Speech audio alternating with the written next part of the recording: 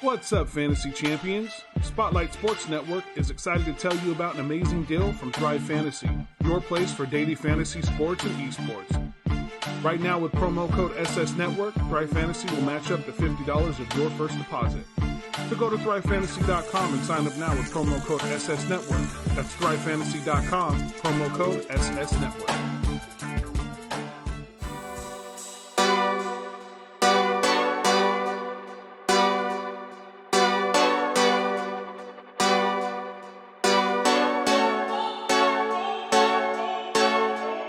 Go hard or go home. Yo, what it is. It's Key, and I'm back. I'm in the building with another video. I'm going to recap the Philadelphia Eagles versus the Baltimore Ravens. Now, I did pick the Eagles to win this week. I just had a gut feeling, they was going to pull off that upset, and dang it if we almost didn't pull off that upset. We ended up losing 30-28 to the Baltimore Ravens. Some highs, some lows in this game. We did come back 17-0, 17-point deficit to bring it within 2. Some key misses, some key opportunities, and let's go over this game bit by bit, see what we can do here. Now, my keys were we had to get Zach Ertz involved in this game. We had to get the running game established, and the young guys had to come up. Now, Carson Wentz, believe it or not, did not throw no picks this game, but he was sacked 6 times.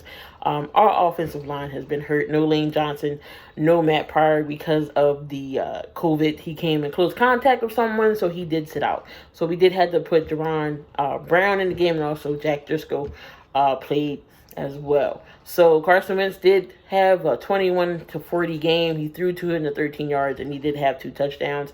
Again, Miles Sanders, 9 carries, 118 yards. He would have had a touchdown, but he did fumble. And then J.J. Arcega-Whiteside picked it up. Good played good eyes to see that, the ball was right there. Carson Wentz also had 49 rushes on the yard. On the day, 5 carries, 49 rushes. He did score a touchdown as well. Of course, put Jalen Hurts in the game, and I believe the defense for Baltimore could not stop Jalen Hurts when he was on the field. So hopefully Doug can implement Jalen Hurts in the offense. Also, Travis Fulgham did have that touchdown in the second half. 6 receptions, 75 yards. He's still proving himself that he does belong in the NFL, and he can play. Giant Hightower had that key drop. The ball was right there in his hands, and he missed it, but he did have a long play for 50 yards. Still think they could have got Zach Ertz involved some more. I mean, he did get targeted 10 times, only 4 catches for 33 yards. And Rich Rodgers, he got 3 catches, 31 yards. So, and then of course J.J. Arcega-Whiteside with the touchdown. Also, we got Jason Kroom, another tight end we picked up. He ended up scoring a touchdown as well. Some turnovers was the key as well. Greg Wirtz fumbled twice. Carson Wentz fumbled and he lost that, and Miles Sanders lost it, but he, J.J. Arcega-Whiteside recovers it. So, key turnovers there. Now, one turnover, Carson Wentz had it, and they said his knee wasn't down as the ball was going out. Now, we had the 4th and 1, and when Carson did go for it, I believe that he got that first down, but they said he didn't. The first surge, he didn't, but that second effort, it looks like he was over. But turnover downs, they said he didn't get it. Now, Lamar Jackson didn't put up his Lamar Jackson numbers. Throwing-wise, he was 16 for 27, 186 yards and a touchdown. We did get to him 3 times. But we couldn't stop the run from him because his other running backs wasn't really doing anything. J.K. Dobbins, he was 9 of 28.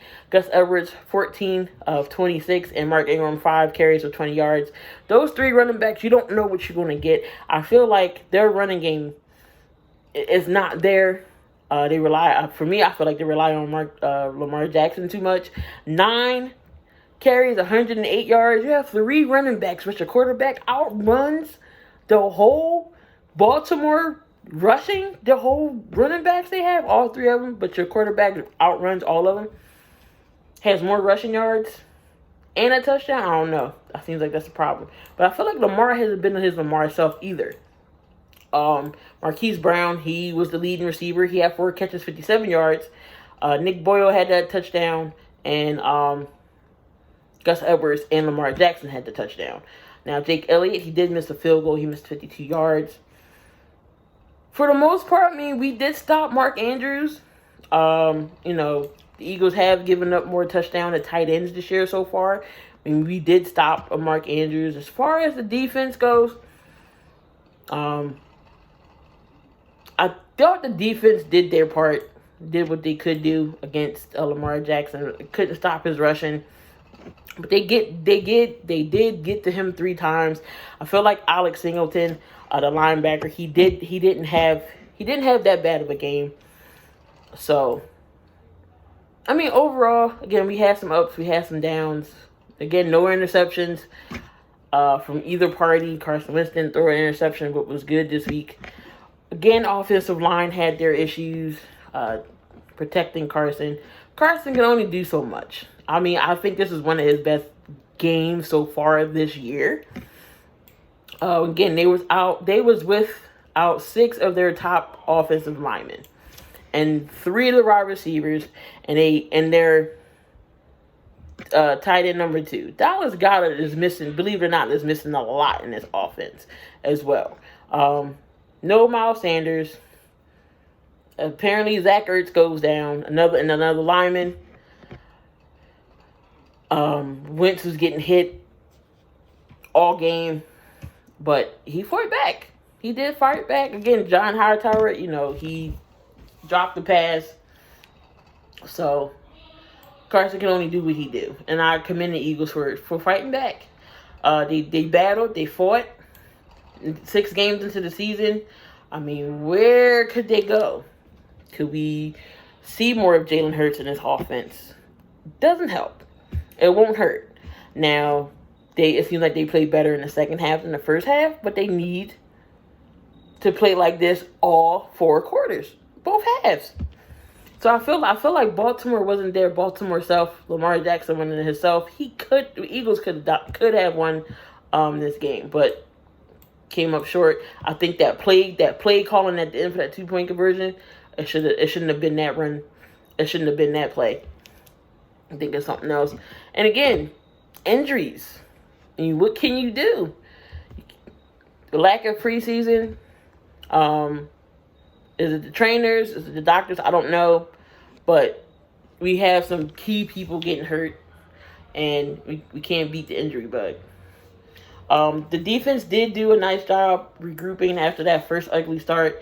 They got down 17-0, but they really did buckle down and figure out ways to slow down Lamar Jackson.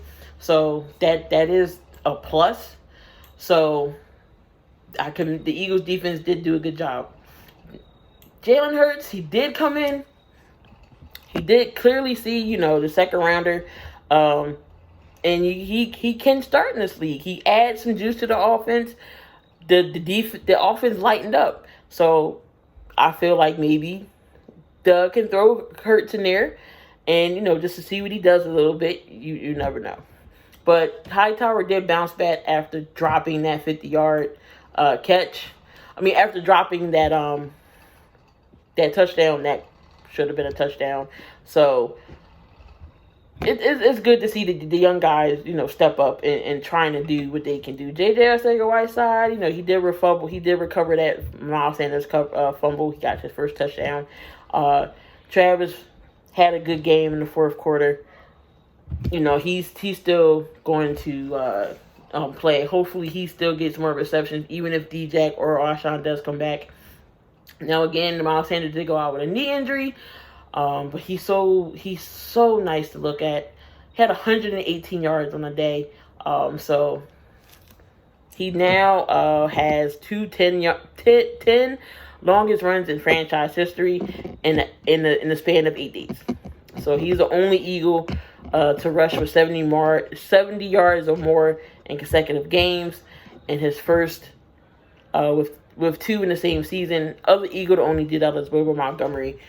So Miles Sanders is going to be fun to watch as the years go on. Again, Travis stepped up nicely. But come on, Jake, you gotta miss that. You gotta make those field goals. 52 yards is nothing for you, especially in good conditions. So nowadays, Jake Elliott is now 1 for 4 from 50 yards, going back from the start of 2018.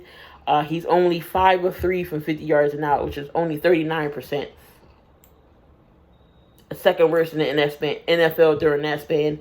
The average is 50 yards, but he has this average is 50 yards plus and the 60%. Come on, Jake. Those can't leave points on the floor. You can't leave points on the field, bro.